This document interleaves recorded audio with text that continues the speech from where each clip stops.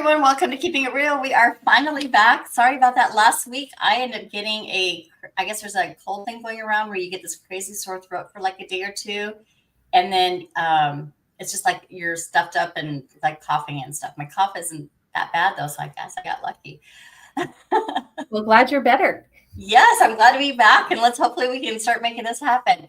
So I've been looking at some of the stats on the Northwest MLS lately because I'm kind of trying to get back into the groove of being back here in Washington. It's so nice to be back. We got some great weather, like it's been 70s and 80s, and it's a little colder or cooler today, but this next couple days, 80, and I'm so excited.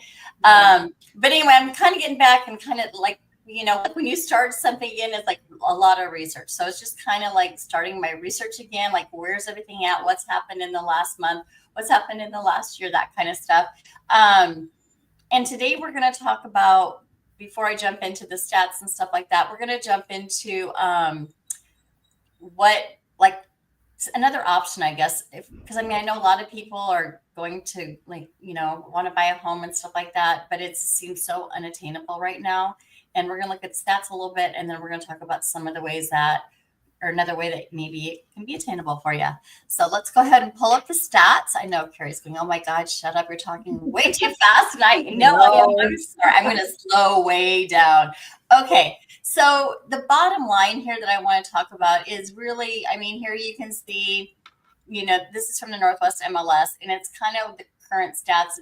It's comparing like last month versus the month before. And these are usually about a month in the rear. So this is like through April, May-ish kind of thing, but this kind of shows you, we went up higher, in April, we were up to 582, I believe is what it was that I was seeing. And now we're up to 590. So the prices are continuously rising. What's interesting though, is the days on market is still going higher. The amount of listings is a little bit lower. The amount of pendings are a little bit lower.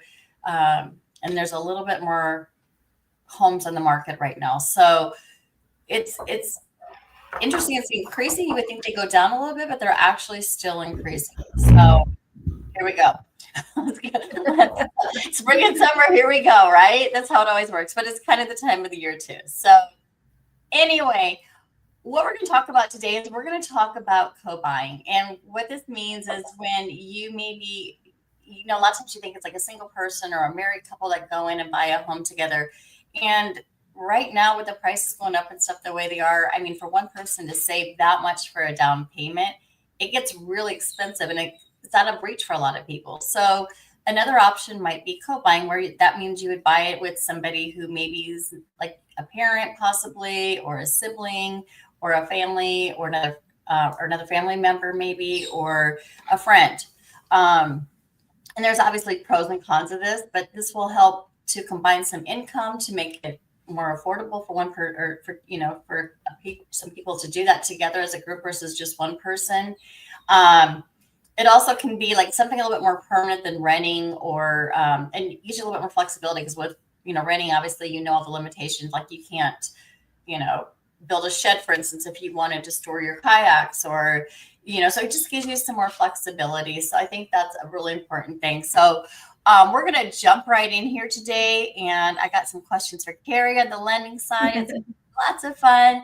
So buying a home with a friend or family member, what to consider before you take a leap. And there's definitely some cons to this too. So we're going to talk about those as we get further in. And kind of as I mentioned, Carrie, do you want to go over these? These are some pros, I guess, of doing this together, right? Yes. One of the pros is that you get to split the cost with somebody else.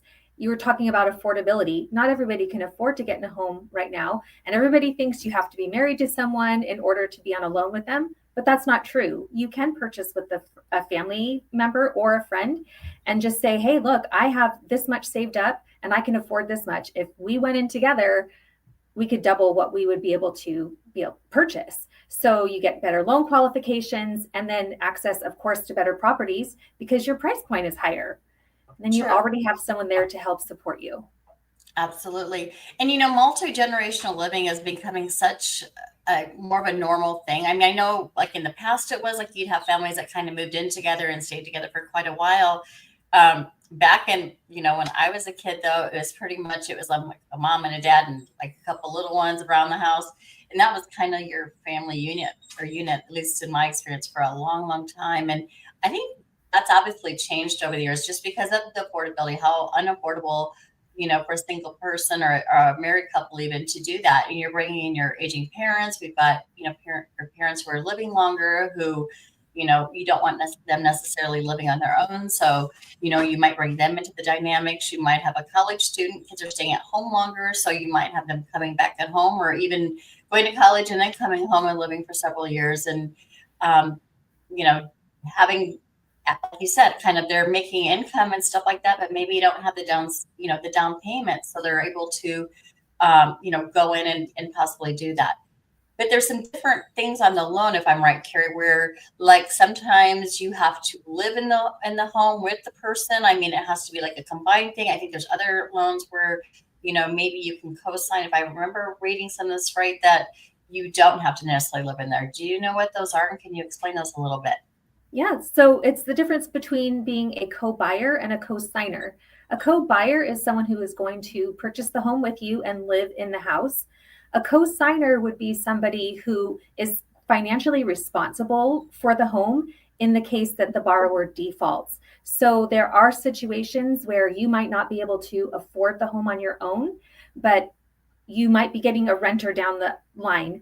You can't count that rental income, but if you have somebody else like a parent or a sibling that could go on the loan with you to co-sign and use their income for you to qualify, that is allowable.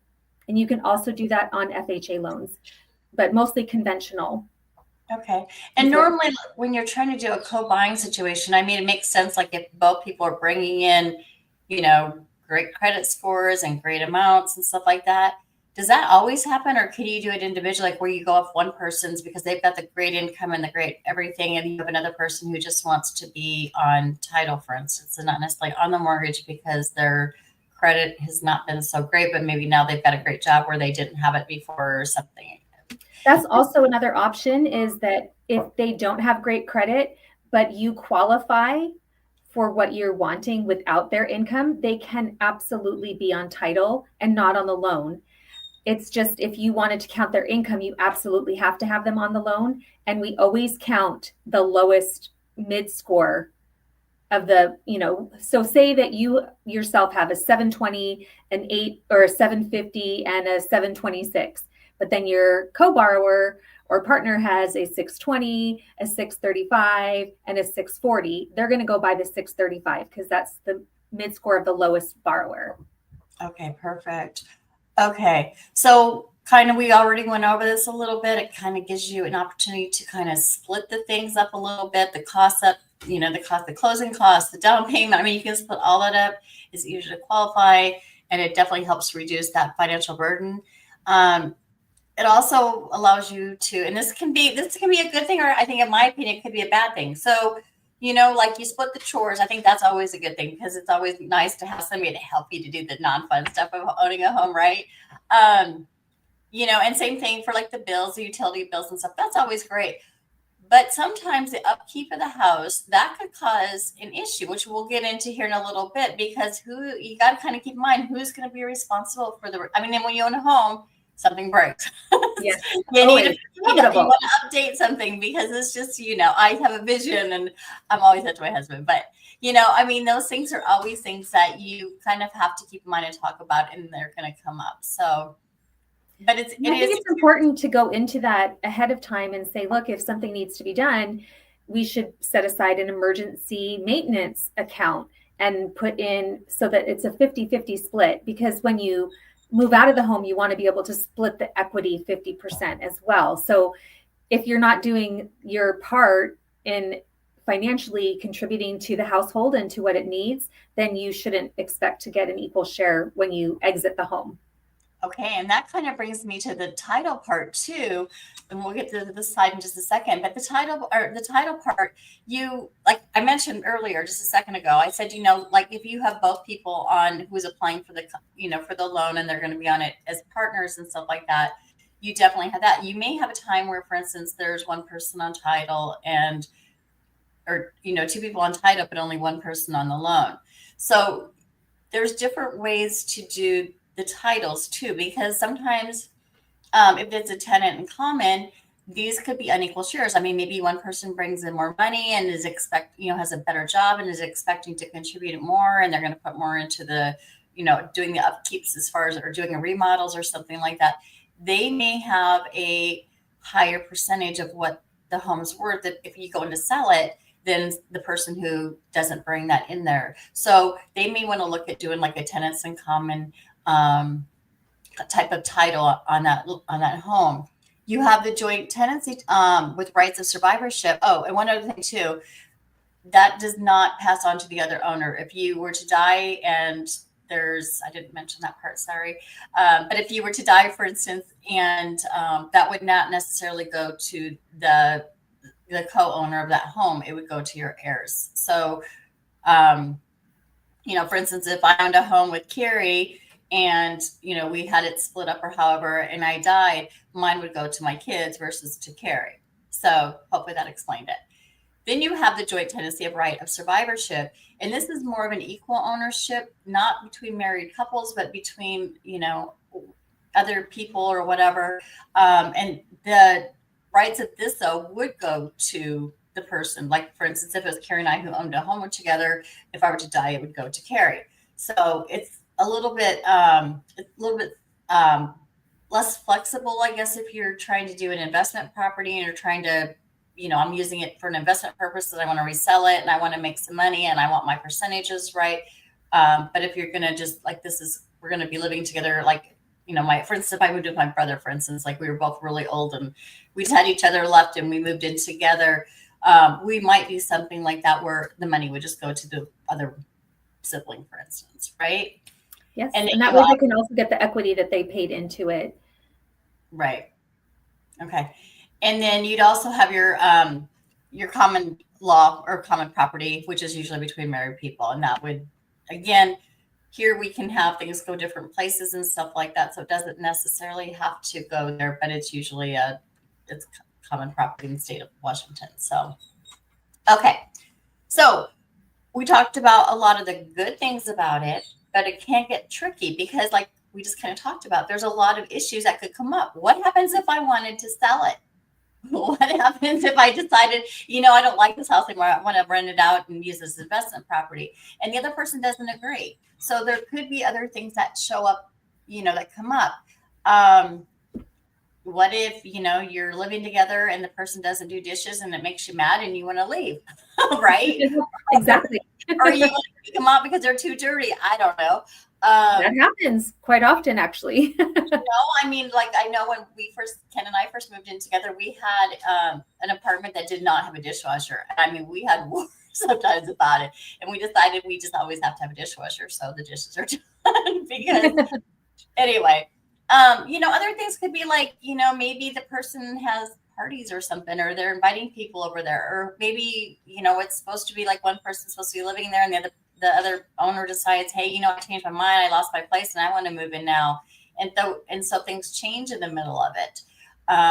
Or we talked about remodels or repairs or whatever. So there's a lot of questions there that, obviously, if you're going through some of this stuff, you're obviously going to have a relationship strain. It could risk your friendship, your family dynamics. We kind of talked about what one person wants out early. They're getting married or life change or having babies. Those are always things that come up, or jobs. So there's a lot of things that could come up. So honestly, you don't have to do a agreement. It's called a co-ownership agreement. But I would always, like in something like this, I would always say go talk to an attorney, because there's just so many moving parts and so many things that people are like, oh, you know what? Like life is, especially if you get like, 2 kids maybe who are thinking about getting married or something, but you start this process and you go down this road, but you're not looking for, well, what happens, if we break up, or what happens if, maybe they're just friends, and what happens if I find a guy and get married and have 10 kids and, you don't want us all living here. So there's a lot of things that, could pop up in your life that you probably should talk to a professional, an attorney who deals in these type of things, and get your questions answered and figure out a plan. So if they do come up, there's a solution ready to go, and you know how it's going to be handled. Yes, and one of the common ways that people can get out of a deal, if one person wants to stay and the other person doesn't, they can actually just refinance the loan in their own name and pull out cash to pay off the other person and then quit claim them off of the title of the home and the deed. So there are ways around it. So that would be that would be kind of like if you were, for instance, if you were to get a divorce, right? You would have to get it out of you and the other person's name. So kind of the same situation if you're thinking about it that way. I think that's easier because it's probably the most common, I would think. But you've got two people who've been married, who've lived together, who get a divorce, and then if one person that's part of the deal, they get the house and the other person doesn't, then they would want to get the home refinanced underneath their own name, underneath their own qualifications, and then change the title over, obviously. So it's just that person on it, and that way the other person's not on it. And the difference is if you are married to someone and you get divorced, when you do a refinance and pull cash out to pay out the other person, it actually doesn't count against you as a cash out refinance. So the rates are more favorable. That's not the situation if you're just splitting from a friend. But with a divorced couple, it's an expectation that you are going to buy them out of their equity. And so you don't get penalized by having a higher rate by doing a cash out refinance. They actually don't consider it cash out. Perfect. Okay. Great information.